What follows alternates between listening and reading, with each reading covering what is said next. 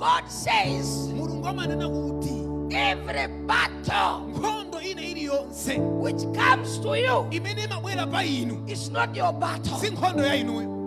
It's not your battle. It belongs to God. But God will fight for you if you do what He says.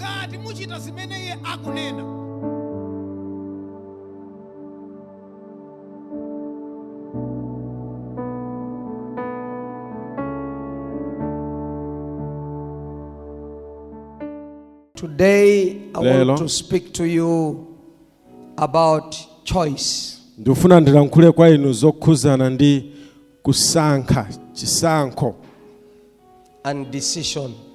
Komanso chiganizo. Yeah. Choice and decision. Kusankha komanso chiganizo. What is choice? Kodi kusankha ndi chani? What is choice? Kodi chisankho ndi chani? Choice is an act of choosing between two or more. Ndi nchitidwe umene umakhalapo osankha zinthu ziwiri kapena zambiri. Yeah. Kusankha chimodzi pakati pa ziwiri kapena zambiri. Are we together? Amen. Let me repeat. It is an act of choosing between two or more. Ndi nchitidwe wosankha umene umakhalapo pakati pa zinthu ziwiri kusankha chimodzi kapena pa zambiri kusankhapo zina. There are two things there. Pali zinthu ziwiri pamenepo. So you choose one. Ndi umasankha chimodzi. Or there are many things there. Kapena pali zinthu zambiri pamenepo. You choose one. Ndi umasankha chimodzi. Are we together? Tili modzi kodi. Now, what makes us to choose? Kodi chimatipangitsa ife kusankha ndi chani? Number one, choyambirira, we want to build the basis for our future. Timafuna kuti timange maziko atsogolo lathu. So you want to look at the future, the kind of the future which you want to become or to have. Nde umayang'ana moyo watsogolo umene we ufuna utadzakhalamo. Then you choose what to do from there. Nde umasankha choyenera kuchita pamenepo. For example, mwachitsanzo, I'll give an example of a certain person. Apereka chitsanzo cha munthu wina. This person was coming from the village. Munthu uyu amachokera ku mudzi. He was coming from the poor family. Amachokera ku banja losauka. Life was difficult. Moyo unali wovuta. But he wanted good life. Koma amafunitsitsa moyo wabwino. So he was at secondary school. Nde anali ku secondary school. He was having a difficult life. Anali ni moyo wovutika, amakhala moyo wovutika. Even to have school fees, it was difficult. Ngakhale kukhala ndi school fees zinali zovuta kwa iye. So he was not doing well in class. Nde samachita bwino mkalasi. It was just average. Amangokhoza mwawamba. Then he decided. Nde anaganiza. Himself says this. Yeye mwini amakamba zimenezi. He decided. Anaganiza. I don't want this kind of life. Ine sinukufuna mtundu wa moyo ngati uwu. I want to have a better life. Ine ndifuna ndizakhala ndi moyo wabwino. What can I do? Kodi nditha kuchita chiyani? Then he made a decision. Nde anapanga chiganizo. To choose to work hard. Kusankha kulimbikira. Because at school, chifukwa ku school, there is a lifestyle, different kind of lifestyle. Kumakhala mitundu yosiyana ya moyo. You want to enjoy and play. Kaya kufuna kusangalala kapena kusewera. You want to drink, you want to have boyfriends or girlfriends. Kufuna ukhale ndi zibwenzi kapena ufuna zimwa moyo. And you don't want to work hard. Ndesu kufuna so kulimbikira. This young man, koma mnyamata uyu, he looked at where he's coming from. Anayang'ana kumene akuchokera. But he wanted a good future. Koma amafuna tsogolo labwino. So he said, I'll leave girls.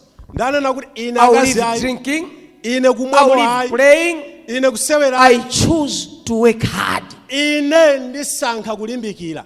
That's what I'm saying today. Ndizimene akukamba mtsiku la lero. You choose Umasankha what kind of life you want. mtundu wa moyo umene ukufuna mtsogolo. I hope we are together. Ndikukhulupirira kuti limodzi.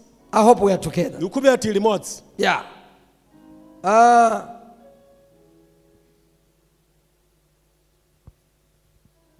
So this young man, Ndiye mnyamata uyu he's doing well today panopa akuchita bwino kwambiri because he built chifukwa kuti anamanga the basis of his future maziko atsogolo lake by working hard. pakulimbikira. He's one of the people who are doing well. Ndi mmodzi mwa anthu amene akuchita bwino. Are we together? Tili modzi kodi. Number 2, Chachiwiri, why should we make a choice? kodi nchifukwa chani tikuyenera ife tisankhe? We want to come out of the present life. Tikufuna titulukemo mu moyo umene tikukhalawo. You might be here today. Utakhala pano lero, The life that you are living in, you don't like. moyo umene ukukhalamowu sukusangalala nawo. Maybe it's a sick life. Mwina ndi moyo odwaladwala. Yeah, maybe it's poverty. Mwina uli mu mphawi. A certain kind of life you don't like, Mtundu wina wake wa moyo umene wewe sukufuna. but you want to come out. Nde ukufuna utulukemo. So you must make a decision. Nde ukuyenera upange chiganizo. Because if you don't make a decision Chifukwa ngati supanga chiganizo to choose another life, kusankha moyo wina, you remain the same. nde kuti ukhalabe chimodzimodzi. So you make it, what you do Nde zimene umachita is that you decide to correct an error. umasankha kukoza cholakwikacho. Because most of the people Chifukwa anthu ambiri are in a certain life ali mmoyo wina wake because they made an error. chifukwa kuti anapanga cholakwika, analakwitsa pena pake. So it's up to you Nde zili kwa iwe to come out. kuti utulukemo. For you to come out, Nde kwa iwe kuti utulukemo correct an error. ukoze cholakwikacho. So you make a choice Nde umapanga chisankho to correct an error kuti ukonze cholakwikacho or to leave it like that kapena kuchisiya amene and chili remain the same. ndi kukhala chimodzimodzi. Are we together? Tili modzi kodi. You made a mistake Unapanga cholakwika and you are living a life that is not good. nde ukukhala mmoyo umene suli wabwino. So you want to come out. Nde ukufuna utulukemo. So you decide to correct an error Nde umasankha kuti ukoze cholakwikacho by choosing a certain kind of life. pakusankha mtundu wina wake wa moyo. Yeah. I have seen people Ndaonapo anthu who were playing with school. amene amasewera ndi skulu. They had nothing to do with school. Analibe nayo ntchito skulu. Today, Lero he is married, anakwatira, has got 4 kids, ali ndi ana 4, 5 kids, 6 kids. ana 5 opitira pamenepo. Every 12 o'clock or evening, Masana nalowese kapena usiku you see them in town. umaona mtauni. What are they doing? Akupanga chiyani? Akufunafuna kuyesera kuti akoze cholakwika chija. They are trying to correct an error. How are they going to correct an error? Kodi apanga motani kuti akoze cholakwika? They go back to school. Akupitanso ku skulu. Are we together? Tili modzi kodi. Yeah. Some people, Anthu ena maybe they abandon their family mwina anasiya banja lawo and enter into another house, nukapita ku nyumba ina kwa mkazi wina, and their life changed. moyo nkusintha, They are in pain and they are suffering. panopa kuvutika ndipo ali mululu. And the gospel has been preached to them. The gospel Uthenga walalikidwa kwa of iwo. Jesus Christ Yesu Kristu has been preached to them. wakhala ukulalikidwa kwa iwo. And they have known, Ndipo adziwa azindikira. for me to come out of this situation, Kwa ine kuti ndituluke I need to mtundu. correct an error. Ndikwena ndikose I cholakwika. need to go back to my wife. Ndikwena ndipite kwa mkazi wanga.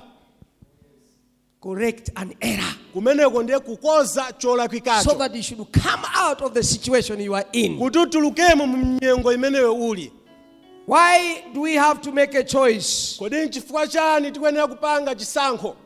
It's because we want to come out of the present situation. Ndichifukwa kuti tikufuna tituluke mu mnyengo imene ife tilimo pakali pano. So you have to choose what to do at that particular hour. Ndiye umenera kusankha choyenera kuchita pa nthawi imeneyo. Number 3. Chachitatu. We want to please God. Tikufuna timkondoletse Mulungu. Yeah. Why do I have to make a choice? Kodi nchifukwa chani ndikuyenera kupanga I chisankho? need to please God.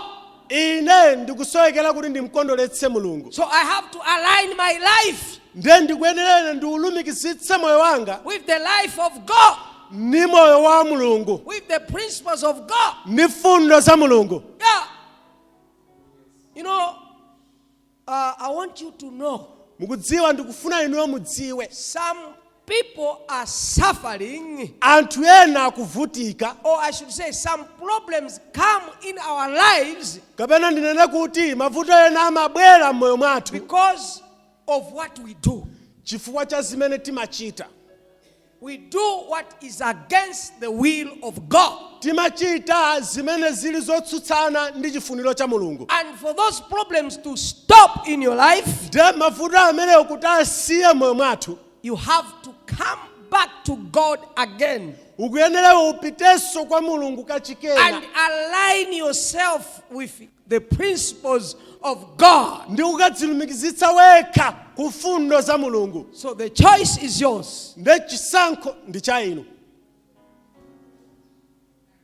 Am I talking to somebody? Ndikulankhula ndi wina wake kodi. Just to mention a few. Kungotchulapo zinthu zochepa chabe. I've mentioned 3 things. Atchula zinthu zitatu. So examples of choices. Ndiye zitsanzo za zisankho. Number 1, I've said the kind of life that I want to live. Choyambirana nakuti mtundu wa moyo umene ndifuna ine ndikakhale So I mtsogolo. have to choose today. Ndiye ndikuyenera ndisankhe lero. As a young man, Ngati mnyamata, I have to choose what kind of life I want to have kodi ni mtundu wanji wa moyo have umene ndifuna ndikakhale, ndikuyenera kusankha in the future. mu mtsogolo. So I must choose today. Ndiye ndikuyenera kusankha lero. The life that I do today Moyo umene ndichita lero will determine what I'm going to be in the future. udzapangitsanso kuti kodi moyo umene nditsakhale mtsogolo udzakhala The otani. choice that I'm going to make today Chisankho chimene ndikupanga lero will determine my life in the future. chidzaonetsera moyo wanga mtsogolo. If you go around with young men, Ngati ukukhala namayenda mwazinyamatamu, you have babies before marriage. uli ndi ana koma You are usanakwatiwe, going to have babies before marriage, iweyo ndiye kuti ukakhala ndi ana usanakwatire, usanalowe and mbali. then you never get married. Ndiye kuti padzakhala povuta kuti ukakwatiwe. It's very difficult to get married when you have got kids. Ndi zovuta kulowa mbanja ukakhala kuti ulikane ndi ana. It takes God to intervene. Zimatengera Mulungu kuti alowerere. So you must choose today, young people, Ndiye ukuyenera usankhe lero iwe that I should wachichepere not go around with young people, kuti iweyo suyendayenda numapanga zibwezizi, so that I should keep myself. kuti ine ndidzisunkhe ndekha. So make a choice. Ndiye panga chisankho. Are we together? Tili modzi kodi. Another choice is where to live. Mtundu wina wa chisankho ndionena kuti kodi ndikakhala kuti. Where will I spend the rest of my life? Kodi ineyo moyo mwangamu moyo wanga wonse ndizikakhala kuti. Is it in Blantyre? Kodi ine ndikakhala ku Is it Blantyre? in Lilongwe? Kapena ine ndizikakhala Is it kuti. in South Africa? Kapena ine ndikupita ku Is it Jordan. in the United States? Kapena ndikupita ku America. Is it in Europe? Kapena ndikupita ku Ulaya. The choice that you make today Chisankho chimene ungapange will lero take you to your future. chimenecho chikutengera kutsogolo lako. I'm telling you the truth. Ndikuwuzani inu zoona. In the 90s, Ma 90 umo the window was open khomo linatseguka for people to begin to migrate outside. kuti anthu anayamba kupita kunja. So I was determined nde awa anasunthika to go to United Kingdom. kuti apite ku United Kingdom. I had that opportunity Mwayi umene unalipo to go to United Kingdom. kuti apite ku United Kingdom. So I started preparing. Ndi anayamba kukonzekera. But God said, Koma Mulungu anati, stay. khala. God told me, stay. Mulungu anandiuza ine khala konkuno ku Malawi. Don't go. Usapite. Today I don't regret Lelo sinimanongoneza bondo that I did not go out. kuti ine sinapite kunja kuja. I stayed. Ine ndinakhalabe ku Malawi konkuno. Where you want to go, Kumenewe ukuyenera kupita to stay, kukakhala will determine your future. kudzaonetsera tsogolo lako. Because I decided Chifukwa iwo anapanga to chisankho stay in Malawi, kukhala ku Malawi kuno. it has determined what I am today. Zaonetseratu chimene iwo ali lero. So I'm talking to you. Nde akulankhula kwa iweyo. Where do you want to stay? Kumenewe ukufuna kukhala. There are some places which are saturated or infested with demons Pali malo ena amene adzadzana ndi ziwanda. of witchcraft. Adzadzana ndi ufiti. Kuli malo enoti dera lonselo ambiri ndi afiti. Ndiyo ukamapanga chisankho chokakhala kumene kuja uzoti deire ni nkhondo kumene koko. Musaluzako ana kumene kuja. Musaluzako akazi anu kumene kuja. Musaluzako mamuna anu kumene kuja. Why? Chifukwa chake There are witches. afiti. Battles every day. Nkhondo tsiku ndi tsiku. And you are too small for that battle. Ndipo iwewe wachepa nayo nkhondo imeneyo. Am I talking to somebody? Akulankhula kwa ena ake kodi. So you can ask me, can a Christian be bewitched? Nde utha kundifunsa pano kuti kodi inu mkhristu angalodzedwe? Yes. Eya. Paul is saying, Paulo akuti who has bewitched you foolish Galatians? inu Agalatiya opusa. Who has bewitched you? Kodi wakulodzani ndani? Meaning to say a Christian can be bewitched Kutanthauza kuti mkhristu athaso kulodzedwa if you are not mature ngati suna khwime ndi kukula in your spiritual life. mu moyo wako You wauzimu. can be bewitched. Iweyo utha kulodzedwa ndithu. Jesus said temptations will come. Yesu anati mayesero adzadza. So you can be bewitched. Nde utha kulodzedwa. But if you are spiritually strong, Koma ngati uli wamphamvu muzimu you can shake off the powers of witchcraft. utha kusiyana nazo mphamvu za fiti zimenezo. So you must choose where to stay. Nde ukuyenera kusankha kumene ukuyenera kudzakhala. Another thing, Chinthu china, marriage. banja. Whom should I get married to? Kodi ineyo ndikwatiwa kapena kukwatira ndi ndani? What kind of marriage do I want? Kodi ine ndi mtundu wanji wa banja umene ndikufuna? Umayenera uziganiza ndimafuna banja la mtundu wanji. Osangoti chifukwa kuti mamuna wabwera osati kapena chifukwa kuti mwaona mkazi yayi. Chifukwa ena amangokhala anthu oti angovala trouser. Sinoti ndi mamuna wabwino wa banja ameneyo. Osati chifukwa choti akuyendesa galimoto. Ndiye kuti ndi mamuna wa banja. Osati chifukwa choti avala diresi ndiye mkazi. Kuli ena ndi mawaifi, ena ndi azimayi chabe. I hope you are getting me. Yeah. Some people are just women. Anthu ena ndi anthu akazi chabe. Others are wives. Pamene ena ndi azimayi apabanja. So if you just marry a woman, Ndiye ngati ungokwatira mzimayi you suffer. udzavutika.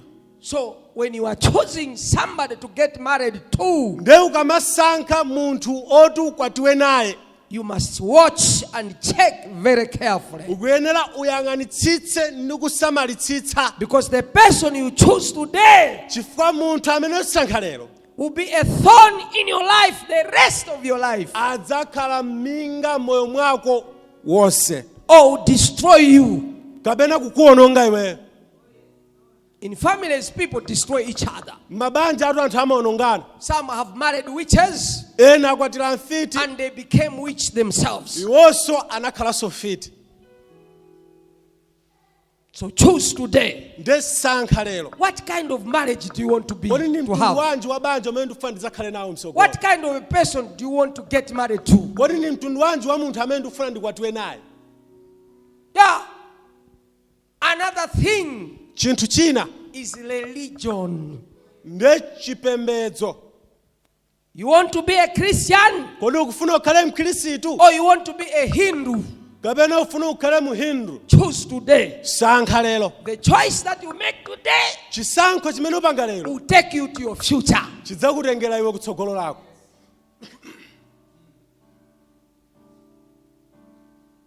Whom do you want to worship? Kodi ndi ndani amene ufuna iwe uzimulambira? Is it the living God Kodi ni mulungu wa moyo or a dead God? kapena mulungu wakufa? Because others are not gods at all. Chifukwa ena awatu si mulungu. Si milungu. There is only one living God. Pali mulungu mmodzi yekha wa moyo. So others are dead God. Nde inayi ndi milungu yakufa. Which one do you want to worship? Kodi ndi uti amene ufuna umulambire? Make a choice today. Panga chisankho lero. Because the choice that you make today Chifukwa chisankho chimene upange lero will determine the kind of the future that you are going to have. chidzaonetsera mtundu watsogolo umene udzakhale nawo. I hope I'm talking to somebody Ndikukhulupirira today. ndikuyankhula kwa wina wake. Yeah. Work. Ntchito. What kind of work do you want? Kodi ni mtundu wanji wa ntchito umene ukufuna? So if you are a scholar, Ndiye ngati uli ophunzira you must be very careful the choice of the profession which you want. ndiye ukhale osamalitsitsa pa mtundu wa kariya umene ukusankha. Where do you want to work? Kodi ufuna uzikagwira ntchito kuti? Because some places they will deny you an opportunity to go to church. Chifukwa malo ena adzakukaniza iweyo kuti upite ku mpingo kopemphera. And that will be the end of you. Ndipo amene adzakhala mathelo a iweyo. You must choose. Ukuyenera kusankha. Joshua chapter number 24. Yoswa chapter chake cha 24. Verse number 15. Verse yake ya 15. Joshua 24 verse number 15. Yoswa chapter 24. And if it seems evil to you to save the Lord, Ndipo ngati zioneka zoyipa kwa inu kutumikira Mulungu, choose for yourself this day whom you will save. zisankhireni inu nokha tsiku la lero amene inu mumutumikira. Whether the gods which your fathers served that were not other side of the river, Kapena milungu imene makolo anu analambira imene ili tsidya ilo la nyanja la mtsinje. or gods of the Amorites in whose land you dwell. Kapena milungu ya Amorimu imene inu mukhalamo lero. But as for me and my house, Koma ine ndi banja langa we will save the Lord. titumikira Ambuye. You know, sometimes Mukudziwa nthawi zina we as pastors, ifeyo ngati azibusa we meet different people, timakumana ndi anthu osiyanasiyana. different spiritual sons and daughters. Anthu ana muzimu osiyanasiyana. Yeah. So as for me, my duty Nde ngati kwa ine ntchito yanga is to teach you, nde kukuphunzitsani, to guide you, kukutsogolerani to make good choices. kuti inu mupange zisankho zabwino. But the decision is in your hands Koma chiganizo chili mdzanja lanu. to choose. Kusankha. I'll just give you advice. Ine ndingopereka malangizo. Yeah. I have discovered Ndazindikira people anthu want you to choose what they want.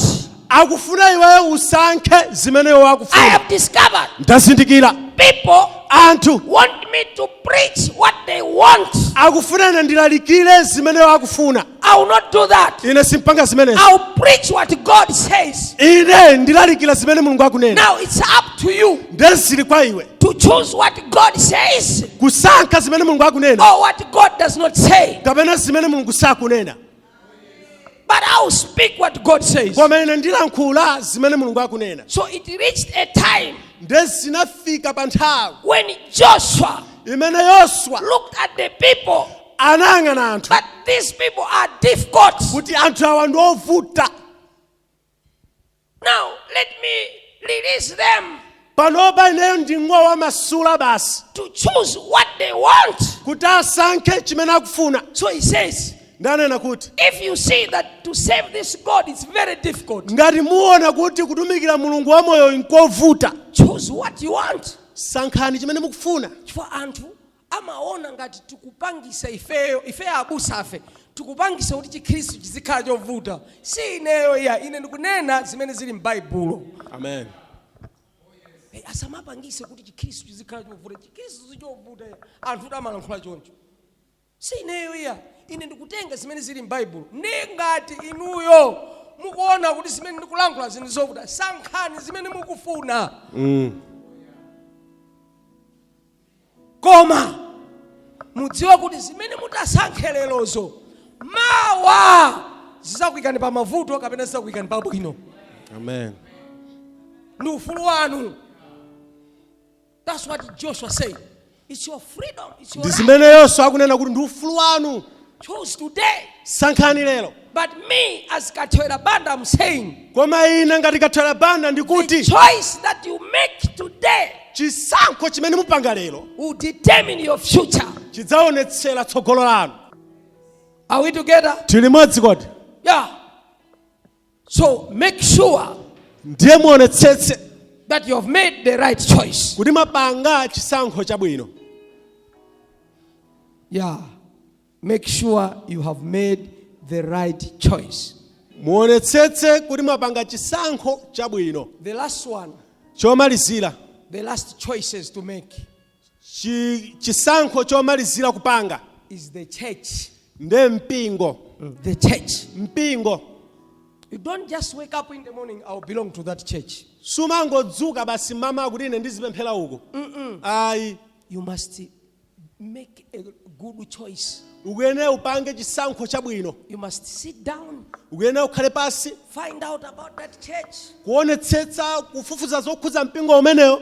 and then make a good decision. Pamenepo panga chisankho chabwino.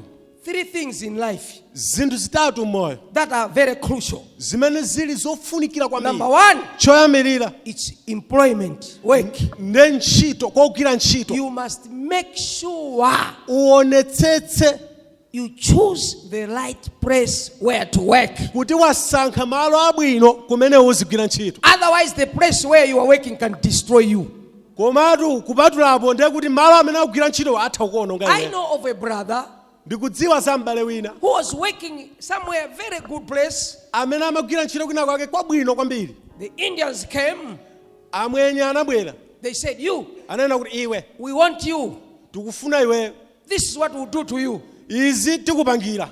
And he said, Ndanati where I am, kumene ndili I'm still pursuing my career. ine ndikupitirizabe tsogolo langa. They are paying for me. Akundilipirira No school. problem here. We'll do that. We'll do Iwe that. palibe vuto ukuso But we need tizikakulipirira. you. Koma tikufuna iwe. He resigned Anasiya kumene ankagwira ntchito kuja. and he went where the Indians invited him. Napita kuwatsatira amwenye aja. He started working. Namba kugwira ntchito. And then came a time. Ndiye nthawi inadza. He asked the boss, Anafunsa bwana. remember I said, Kumbukirani nanena kuti I'm pursuing my career. ine ndikupitirizabe So tsogolo I want langa. to continue. Ndiye ndifuna ndipitirize. The Indian man said, here no. Mwenye anena kuti kunodwayi sitimapanga zimenezo. Here no. Anena kuti kunodwayi sitimalipira school fees ife umamulipira munthu. Be very careful when you are making choices. Samalitsani mukamapanga chisankho. Some people, they lie because they want you. Anthu ena amanama chifukwa akungokufuna inuyo. Are we together? Tili modzi kodi. Be very careful, you destroy your future. Khalani osamalitsitsa The mudzaononga man I'm tsogolo talking lanu. about is frustrated today. Munthu amene ndikukuwuzani pano lero ndi munthu wokhumudwitsidwa. Ndi munthu wothedwa. Yeah, amen. Oti panopo angonong'oneza bondo. Anzake amene anali nawo anapita chisogolo ndi maphunziro. Iye alipo mpaja. Make sure. Onetsetse. you make a good choice. kuti ukupanga chisankho chabwino. You want to do business? Kodi ukufuna upange business malonda. Make sure it's the right business. Onetsetsani kuti mukupanga malonda abwino. Some business they will introduce you to witchcraft. Ma business ena akupangisani kuti mudziwe ufiti. Yeah. Some businesses will introduce you to wrong things. Ma business ena akupangisani kuti mukazindikire zinthu zoyipa. So I'm saying ndakunena kuti 3 things. zinthu zitatu. Number 1, work. Choyambirira ntchito. Number 2, marriage. Chachiwiri banja. You don't just wake up in the morning, but I'm divorcing my wife. Sumangodzuka mama basi kuti ndikwasiya akazi anga. Basi neyo ndikusiyana ndi akazi anga, ndikusiyana ndi amuna anga. Kungodzuka mamawa. You need to regurgitate, you need to scrutinize and make sure you are making a good decision. Ukuyenera ufufuze bwino mosamalitsitsa ndipo uonetsetse kuti ukupanga chisankho chabwino. Number 3 is the church. Chachitatu ndi mpingo. You have to be very careful Ukuyenera kukhala munthu wosamalitsitsa when it comes to church. ikakhala pa nkhani ya mpingo. Where will you be worshiping the rest of your life? Kodi iwe ndikuti kumene ukhale ukupemphera moyo wako wonse ukalambira You kuti. don't just wake up in the morning. Sumangodzuka mamawa. But today I'm leaving this church, I'm going to that church. Kuti lero basi ndausiya mpingo umenewu ine ndikukamba mpingowu.